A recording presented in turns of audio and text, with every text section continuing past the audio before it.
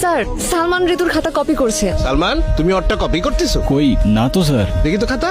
এ তো দেখি word to word same. Sir আমার মতো একটা স্টুডেন্ট যদি পাস করে আপনার কি কোনো ক্ষতি আছে বলেন? তুমি বেশি কথা বলতেছো কেন? এক্ষুনি বের হয়ে যাও।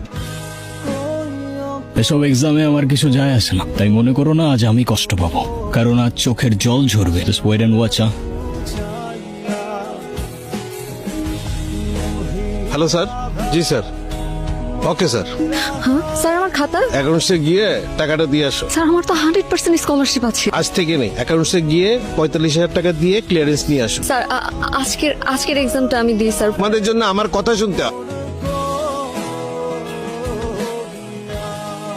আচ্ছা ভালো কথা, ও ক্যাম্পাসে আসে না কেন আর? আসবে কেমন? ওর ফিনান্সিয়াল অবস্থা ভালো না। টিউশন ফিস কেমনে দিবে? শিক্ষা হয়েছে, বেশি পাকনামি করতে গেছে না। কাজটা ঠিক হয় নাই, ওর সাথে অনেক বেশি বেশি করে ফেলছে। আমার ওরে সরি বলা উচিত। সাইবা, তুমি চলে যাও এখান থেকে। Saiba I am sorry. তোমার সরি দিয়ে আমি কি করব? আমাকে একটা চান্স তো দাও অ্যাটলিস্ট। আমার কারো দয়ার প্রয়োজন নেই, তোমার টাকা তোমার কাছেই রাখো। তোমার যে ক্ষতিটা করেছি সেটা শুধরে দিলে তো মাফ করবে আমাকে। তোমার স্কলারশিপ রিনিউ হয়ে যাবে, আই প্রমিস। বিনিময়ে একটু মাফ কি করা যায় না আমাকে? আচ্ছা ঠিক আছে, আমি ভেবে দেখবো। Okay. Salman, I am sorry, exam হলে আমারও কাজটা করা ঠিক হয়নি। It's okay.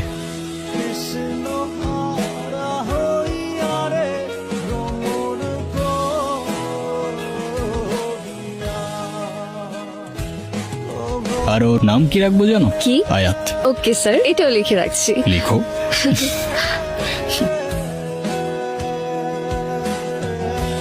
হ্যাঁ সাইবা, আমি তোমার কি ক্ষতি করেছিলাম সালমান? কি বলতেছো? বুঝাই বলো না।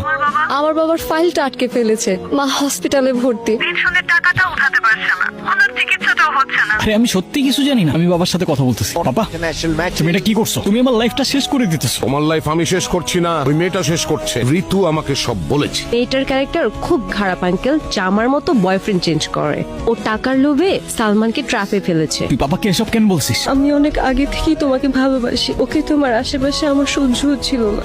আমি সাইবার খোঁজ অনেক করেছি, ইউনিভার্সিটি, ওর বাসায়, আরো শহরের শত শত জায়গা, কিন্তু কোথাও আমি ওকে খুঁজে পাইনি। প্রত্যেকটা মানুষই তো কারো না কারো গল্পের ভিলেন হয়ে থাকে। আমি না হয় ওর গল্পের হয়ে থাকলাম, কারণ ছোট্ট জীবনে এক মানুষ এসে সবকিছু বদলে দেয়।